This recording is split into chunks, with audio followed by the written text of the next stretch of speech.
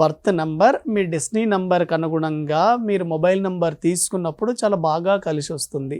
వాటితో పాటు మీ పేరుని కూడా పరిగణలోకి తీసుకోవాలి. మీ పేరు ఏ నంబర్లో ఉంది అనేది.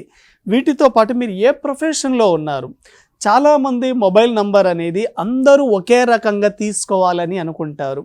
ఎప్పుడూ మొబైల్ నంబర్ కూడా ఒకే రకంగా తీసుకోకూడదండి. ఒక వ్యక్తి పొలిటికల్ రంగంలో ఉంటాడు, మరో వ్యక్తి రియల్ ఎస్టేట్ ప్రొఫెషన్లో ఉంటారు, ఒక వ్యక్తి సాఫ్ట్వేర్లో ఉంటారు, ఇంకో వ్యక్తి టెక్నికల్ ఫీల్డ్, మరొక వ్యక్తి కల్చర్లో ఉంటారు, కొంతమంది ఫ్యాషన్ డిజైనర్గా ఉంటారు.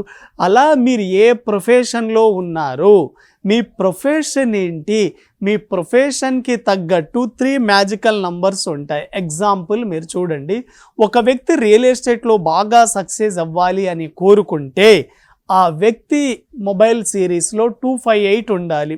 అలా డిఫరెంట్గా మీ ప్రొఫెషన్ ఏంది దాన్ని బట్టి కనుక మీరు నంబర్ తీసుకున్నప్పుడు 100% మీరు ఆ ప్రొఫెషన్లో సక్సెస్ అయ్యే అవకాశాలు ఎక్కువగా ఉంటాయి.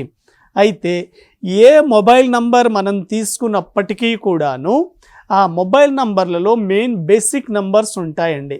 ఈ బేసిక్ నంబర్స్ మీ 10 డిజిట్స్లలో ఉండేటట్లు చూసుకోవాలి. ద ఫస్ట్ నంబర్ వచ్చేసి మీరు గుర్తుపెట్టుకోండి, 1 నంబర్ వెరీ వెరీ ఇంపార్టెంట్ అండి.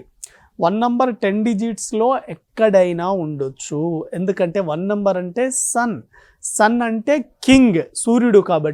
కాబట్టి మీరు ఎప్పుడైతే మీ డేట్ ఆఫ్ బర్త్లో 1 నంబర్ ఉంటుందో, మీ మొబైల్ నంబర్లో కూడా 1 నంబర్ ఉంటుందో, అప్పుడు మీకు లీడర్షిప్ క్వాలిటీస్ వస్తాయి. మీరు చేసే వృత్తిలో కానీ వ్యాపారంలో కానీ మీ నిర్ణయాలు చాలా స్పీడ్గా తీసుకోగలుగుతారు. మీరు ఓన్గా డెసిషన్ తీసుకుంటారు.